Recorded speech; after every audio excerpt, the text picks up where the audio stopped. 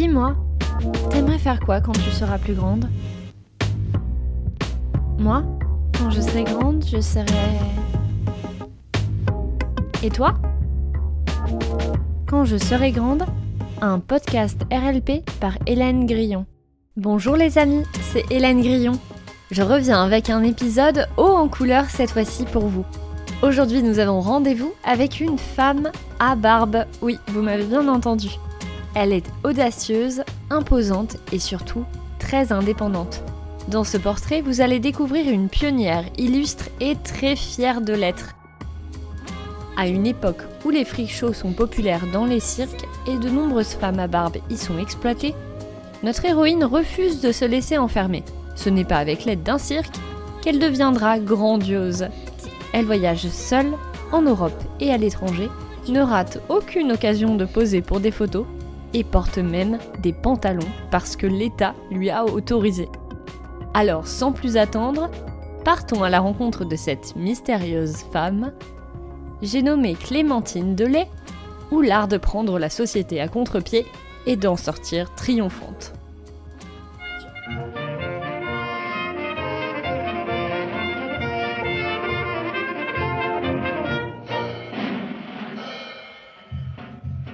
Entrez dans mon établissement, vous ne trouverez pas dans toute la foire un phénomène plus surprenant que ce barbe qui fait ma gloire. Une barbe, cette barbe imposante et typique que nos anciens appréciaient tant il y a à peine un siècle. Fournie, lustrée, voire même un peu frisée. Mais celle-ci a une particularité. Elle vient souligner le beau visage d'une charmante dame des Vosges. Mais qui est-elle ? C'est moi que je suis la femme à barbe. C'est moi que je suis la femme à barbe.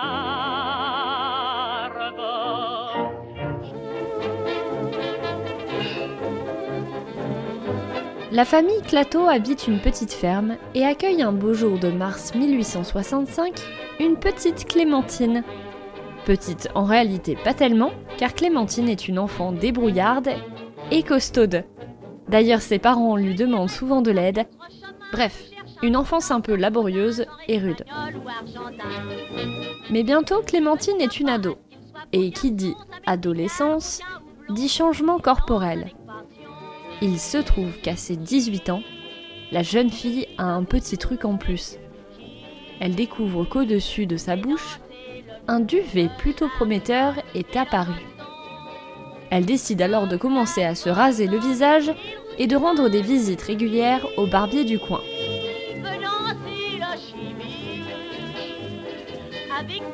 Pourtant, elle tient quand même à garder fièrement la jolie petite moustache qui orne son visage. Et l'idée est loin de rebuter le jeune boulanger du village, un certain Joseph Delay.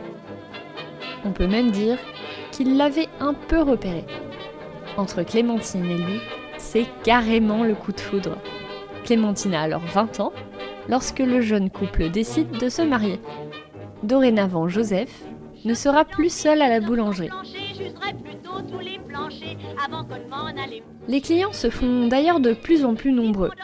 Tout le monde est intrigué par la nouvelle boulangère. Même si les affaires tournent bien, Joseph traverse malheureusement une période difficile. Il est de plus en plus pris de terribles rhumatismes qui l'empêchent de vivre et de travailler comme il l'aimerait. Clémentine, qui voit son mari souffrir chaque jour un peu plus, ne peut se résoudre à le laisser dans cet état. Elle réfléchit alors à une solution qui permettrait à Joseph d'être soulagé tout en se sentant actif. L'idée de génie lui tombe alors dessus. Les Delay se reconvertissent dans un tout autre corps de métier, le milieu de la nuit, en l'occurrence dans les Vosges. Ils organisent leur nouvelle vie ainsi. Joseph est chargé de la comptabilité et Clémentine de tout le reste, y compris de la sécurité. Partout, Clémentine continue d'intriguer le monde.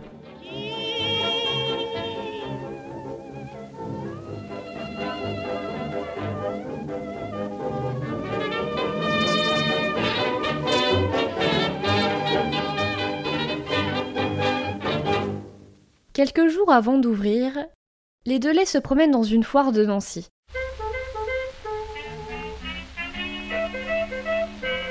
Entre 2-3 attractions, ils aperçoivent le stand d'une femme au charisme incroyable.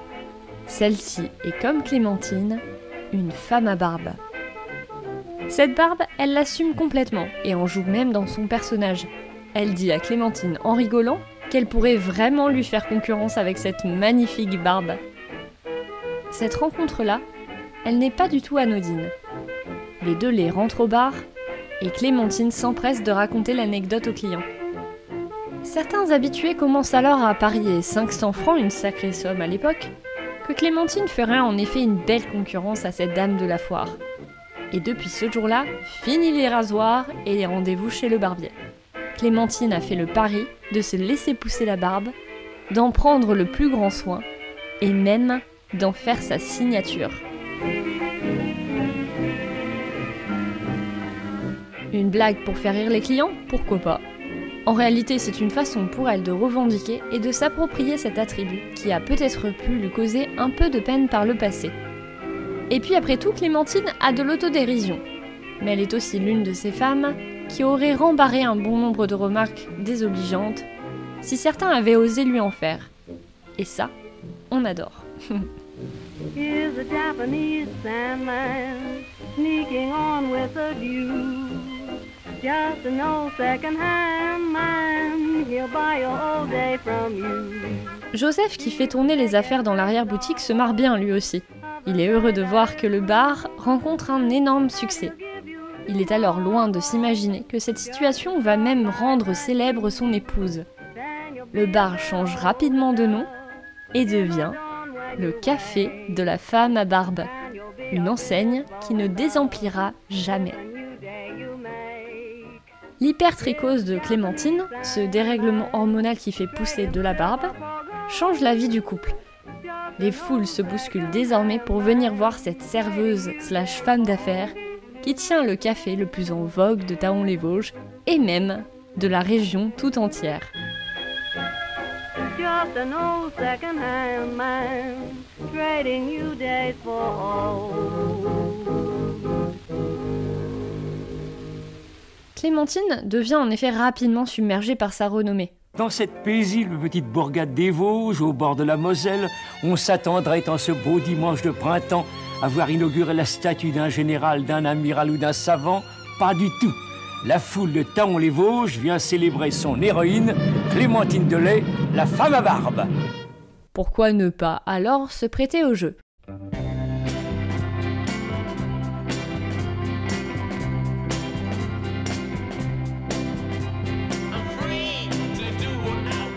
En plus des revenus du café, Clémentine gagne maintenant de l'argent en vendant des photos d'elle et en signant des autographes.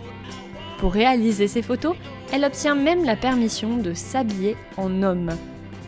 Pourtant, cette idée est complètement inenvisageable à l'époque. Les femmes ont l'interdiction formelle de porter des vêtements associés aux hommes. Ici, on fait alors une exception pour la célébrité. Le 4 mars 1904, Émile Combes, président du Conseil, accorde à Clémentine l'autorisation officielle de porter le costume masculin. Il déclare à cette occasion, je cite, « De cette citoyenne qui n'a pas le droit de vote, je veux faire du moins une femme qui porte la culotte.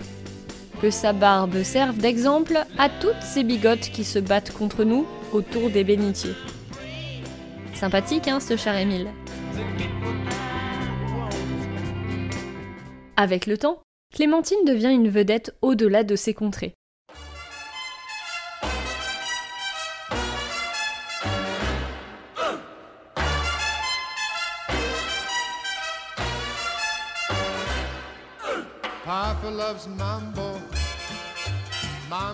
Lorsque la Première Guerre mondiale fait rage en Europe, elle s'engage auprès de la Croix-Rouge en arpentant les tranchées, habillée de vêtements d'hommes. Parmi les poilus, on la considère un peu comme une mascotte. L'idée était surtout de remonter un peu le moral des troupes en ces temps difficiles. Et à la fin de la guerre, les Delay qui n'ont pas d'enfants se proposent d'adopter une petite orpheline. C'est ainsi que la famille de deux s'agrandit avec l'arrivée de la petite Fernande. Fernande décrit d'ailleurs son enfance comme plutôt heureuse et évoque sa mère avec beaucoup de tendresse. C'était la meilleure des mamans. C'est vrai. Moi. Je crois qu'elle était très aimée, votre maman. Oh oui, aimée de tout le monde. Un jour, il y a un taonné qui est venu la voir. Oui. Il a ouvert sa chemisette. Et puis, il avait la photo de maman qui était tatouée sur sa poitrine. Il avait tatoué la femme à barbe sur sa poitrine. Clémentine est ainsi bien occupée entre les affaires du café et sa petite fille adorée. Entre deux services, elle voit un jour débarquer au café un directeur de foire. Celui-ci est là avec une grosse somme d'argent pour proposer à Clémentine de rejoindre son cirque. Du haut de sa stature impressionnante et avec cette voix grave que les gens n'oublieront jamais, elle refuse et le met à la porte. Et puis quoi encore ? Bête de foire ? En réalité, Clémentine n'a pas besoin de ça. Sa célébrité continue de monter en flèche, à tel point qu'elle est invitée régulièrement chez de nombreuses célébrités de l'époque, dont plusieurs têtes couronnées en Europe. Entre autres, le prince de Galles ou encore le Shah de Perse.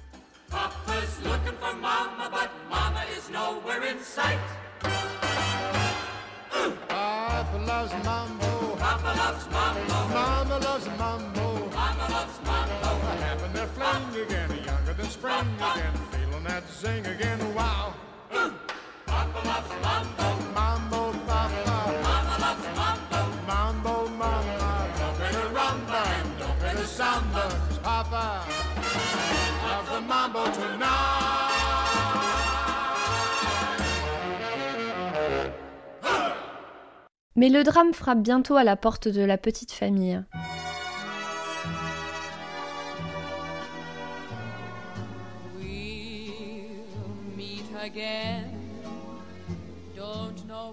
Joseph, qui ne supportait plus ses rhumatismes de plus en plus intenses, décède brutalement.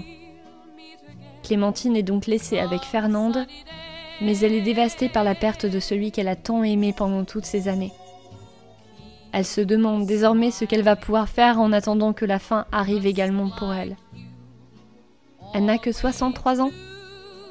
Elle pourrait faire un tour du monde, ou encore monter une autre enseigne, se reconvertir. Mais elle choisit de rester chez elle, car c'est ici qu'elle se sent le mieux, un peu auprès de la mémoire de Joseph. Elle finit donc paisiblement ses jours à Thaon-les-Vosges, dans un nouveau bar qu'elle a transformé en cabaret. Une scène a été installée sur laquelle elle donne régulièrement des représentations avec un perroquet et sa chère Fernande. Celle-ci rencontre d'ailleurs à cette époque un jeune homme fort aimable qui la demande en mariage et lui propose de continuer à vivre avec sa mère. C'est ainsi que Fernande se marie le 22 mars 1938 aux côtés d'une mère très émue. Mais la barbe de Clémentine devient de plus en plus blanche, et un an plus tard, elle est emportée brutalement par une crise cardiaque. Elle aura vécu comme elle l'entendait, heureuse jusqu'au bout. Et pour finir en beauté, elle a choisi d'écrire sur sa tombe l'épitaphe suivant.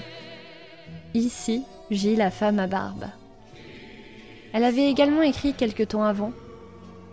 Pour cet ultime voyage, m'habillerai-je en femme ou en homme ? Qui sait ?